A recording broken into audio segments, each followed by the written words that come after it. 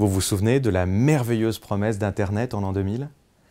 Toute l'information à un clic, la connaissance universelle à portée de souris. Ce qu'on peut dire aujourd'hui, c'est que la promesse est tenue. Cependant, elle s'accompagne d'un énorme malentendu. On a confondu information et connaissance, et par extension avec compétence. Mais l'information n'est pas la compétence. Si vous tapez « leadership » dans un moteur de recherche, vous avez accès à la production des plus brillants esprits sur le sujet. Vous pouvez lire des centaines, voire des milliers de pages. Et progressivement, vous développerez une connaissance certaine du sujet. Mais est-ce que vous deviendrez un leader pour autant? L'information sans l'expérience reste l'information. Si l'on ne la contextualise pas et si on ne se sert pas de cette information, elle disparaît. Le cerveau fait le ménage et on l'oublie, tout simplement.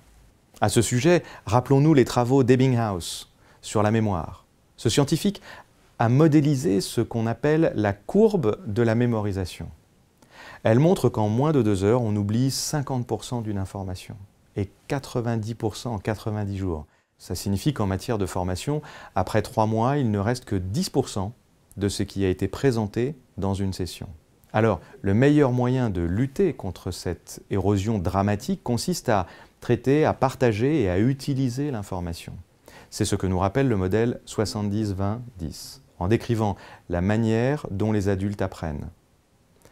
10% par le biais de la formation, 20% au travers des échanges et 70% par l'expérience.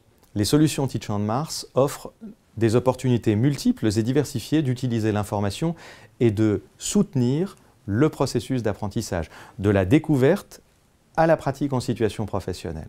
Dans un dispositif, nous combinerons 5 types d'activités.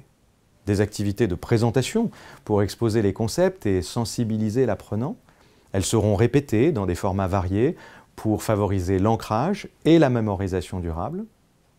Des activités de réflexion sur ses connaissances, des quiz ou des jeux pédagogiques pour rendre l'apprenant actif dans l'exploration et le traitement des concepts.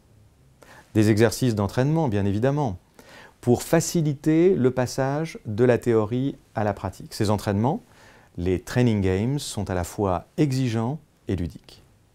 Naturellement, nous utiliserons des supports de mise en pratique pour soutenir la mise en œuvre en situation professionnelle.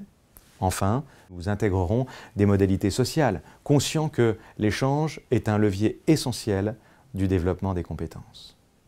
En outre, nous offrirons à l'apprenant des protocoles d'évaluation pour qu'il puisse s'orienter et mesurer ses progrès tout au long de son parcours et in fine, pour qu'il puisse célébrer ses succès.